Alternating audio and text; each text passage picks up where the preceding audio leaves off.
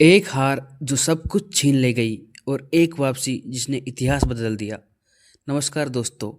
19 नवंबर 2023 भारतीय क्रिकेट के इतिहास की वह तारीख जिसे कोई भी फैन आसानी से नहीं भूल सकता।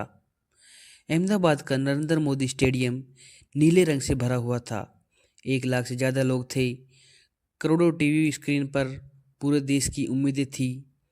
सब कुछ एक ही सपने से जुड़ा हुआ था। वनडे वर्ल्ड कप 2023 जीतना था।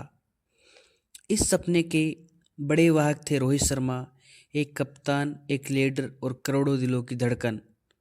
भारत ने इस वर्ल्ड कप को क्रिकेट खेला था वह लगभग परफेक्ट था। भारत 10 मैच जीत चुका था और हर मैच में दबदबा था। हर विरोधी पर मनोवैज्ञानिक बढ़ती। ऐसा लग रहा था जैसे यह टीम रोकी ही नहीं जा सकती। और फिर आया फाइनल। फाइनल की वो रात जो कभी ख़त्म नहीं हुई।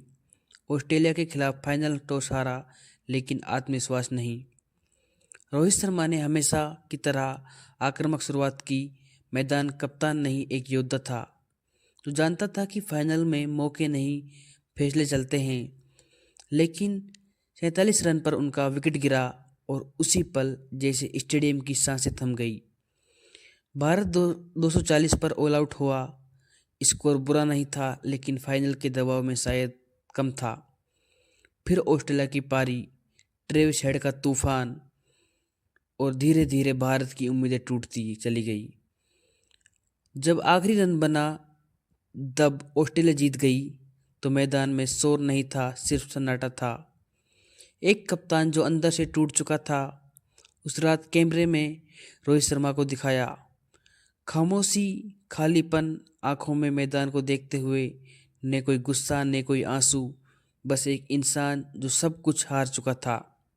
बाद में रोहित ने खुद को माना, मैं पूरी तरह टूट चुका हूँ। उन्होंने कहा कि वर्ल्ड कप फाइनल की हार उनके लिए सिर्फ एक मैच की हार नहीं थी, वह उनके सपनों की हार थी। उनकी मेहनत, उनका त्याग, उनका सब कुछ था जैसे उसी रात खत्म हो गया था। ऐसा लग रहा था कि इस खेल में मुझे सबसे कुछ छीन लिया है। मेरे अंदर खेलने की ताकत नहीं बची थी। यह कोई आम बयान नहीं था, यह एक ऐसे खिलाड़ी की बयान था जिसने देश के लिए सब कुछ झोंक दिया था। क्रिकेट छोड़ने का ख्याल। बहुत कम लोग जानते हैं कि उस हार के बाद रोहित शर्मा ने क्रिकेट छोड़ने का मन बना लिया था। वह इंसान जिसने 3 दोहरे शतक लगाए, जिसने भारत को 10-10 मैच जिताए, जिसकी कप्तानी में नई पहचान बनाई, वह खुद से पूछ रहा था, क्या मैं अब और खेल सकता हूँ। उनका शरीर थक चुका था, लेकिन उससे भी ज़्यादा उनका मन टूट चुका था। कई महीनों तक वह खुद से लड़ते रहे। खुद को संभालना आसान नहीं था। हर जगह वही सवाल, वही यादें, वही फाइनल। पूरे देश की निराशा, एक इंसान का बोझ। रोहित ने माना कि यह हार इसलिए और ज़्यादा दर्दनाक थी क्योंकि 2022 में कप्तान बनने के बाद उन्होंने इस वर्ल्ड कप के लिए सब कुछ झोंक दिया था। टीम की रणनीति, खिलाड़ियों का भरोसा, खुद का खेल, सब कुछ इसी पर था। सब कुछ निराश थे। मुझे यकीन नहीं हो रहा था कि हम फाइनल हार गए। एक कप्तान के लिए हार सिर्फ उसकी नहीं होती, वह हर खिलाड़ी की हार, हर फैन की हार, हर सपने की हार, हर सपने देखने वाले की हार होती है। जिंदगी यहीं ख़त्म नहीं होती, यही से कहानी मोड़ लेती है। कई महीने बाद खुद से बात करते हुए, क्रिकेट के लिए अपने प्यार को याद करते हुए, रोहित शर्मा ने एक बात समझी, जिंदगी यहीं ख़त्म नहीं होती। यह सिर्फ एक लाइन नहीं थी, यह एक फैसले की शुरुआत थी। उन्होंने खुद को दोबारा खड़ा किया। आसान नहीं था, लेकिन ज़रूरी था। 2024 टी20 वर्ल्ड कप, अधूरी कहानी का जवाब।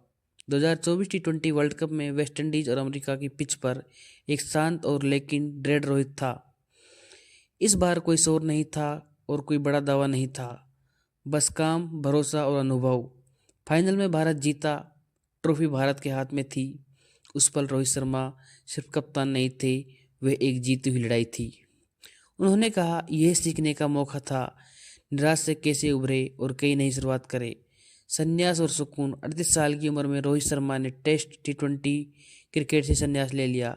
कोई ड्रामा नहीं किया, ना कोई शोर किया, बस एक संतुष्ट इंसान। उन्होंने वह हासिल कर लिया था जो शायद 2023 में उनसे छीन लिया गया था, सुकून। एक कप्तान, एक इंसान, एक कहानी। रोहित शर्मा की यह कहानी सिर्फ क्रिकेट की नहीं, यह हर उस इंसान की कहानी है जो गिरता है, टूटता है, लेकिन हार नहीं मानता।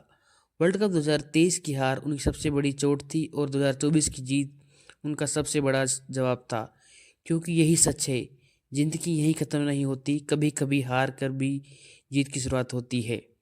दोस्तों, अगर आपको ये वीडियो पसंद आए तो इसको लाइक ज़रूर करें।